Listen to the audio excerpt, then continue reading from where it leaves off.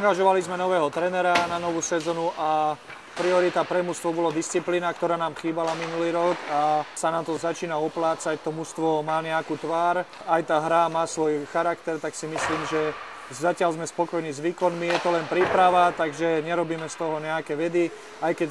dá sa povedať, že vyhrávame, alebo máme dobrú fazónku, ale treba to ešte doladiť, niektoré veci mi tam vadia. Do prípravy na novú sezónu bolo zapojených zhruba 20-23 hráčov, z ktorých bude robený ešte sito mierne, kde by sme chceli podpísať na novú sezónu 15 hráčov seniorov, a ďalšia peťka bude peťka mladých, teda juniorov. Celé to sito by sa malo ukončiť koncom augusta, kde by mali byť jasne vykryštalizované seniorské mužstvo a začneme už aj v príprave dávať priestor niektorým mladým hráčom z juniorského mužstva.